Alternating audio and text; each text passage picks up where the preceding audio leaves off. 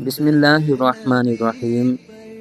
हज हो या उम्रा, एहराम बांधने का तरीका दोनों का एक ही है।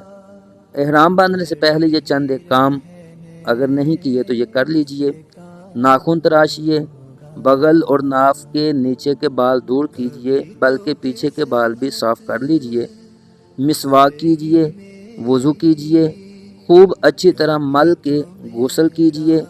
जिस्म और एहराम की चादरों पर खुशबू लगाइए कि ये सुन्नत है, लेकिन ये याद रहे एहराम बांधने से पहले पहले एहराम पर खुशबू लगा सकते हैं, लेकिन जब एहराम बांध लिया जाए और एहराम की नीयत कर ली जाए तो फिर एहराम के ऊपर खुशबू वगैरह नहीं लगा सकते।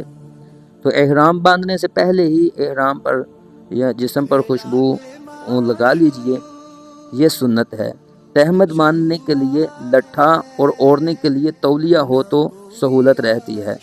तहमद का कपड़ा मोटा लीजिए ताकि बदन की रंगत ना चमके, और तौलिया भी कदरे बड़े साइज़ का हो तो अच्छा है। पहले जो तहमद वाली चादर है उसको हम इसके मुताबिक वीडियो के मुताबिक अच्छी तरह दोनों किनारे पकड़ लेंगे। फिर इस तरह एक तह जो है वो पहलू की तरफ रख के लगा लीजिए, और फिर इस तरह दूसरी तह लगा लीजिए, और इस दोनों तहों को अच्छे तरीके के साथ पकड़ के इस तरह नीचे की तरफ फोल्ड कर लें। ये नाफ के जितना ऊपर हो पेट के ऊपर इस तरह एक तह और दो तहें फोल्ड कर लेंगे। इंशाअल्लाह अज़्ज़ा वजल ये तहबंद आपका बन गया, और ये ऐसा तहबंद बंधा जाएगा कि जिसके खुलने के अमकान भी नहीं होंगे और आपको चलने में भी आसानी होगी।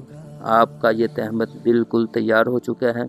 इस तरह आप जो है वो मजबूती से इसको बांध सकते हैं। और इसके ऊपर बेल्ट बांधना हो तो जो आपने तहें लगाई हैं उन तहों के नीचे से, ये तहों के ऊपर अगर बेल्ट बांधेंगे तो बेल्ट लूज़ होगा, अगर तहों के नीचे से ये बेल्ट बांधेंगे तो बेल्ट भी मजबूती से बंध जाएगा और आपको इसकी जो है परेशानी भी नहीं होगी, और इस तरह तहबंद भी को भी मजबूती मिल जाएगी। इस तरह जो है वो थोड़ा सा साइड पे करके तहबंद लगा लीजिए।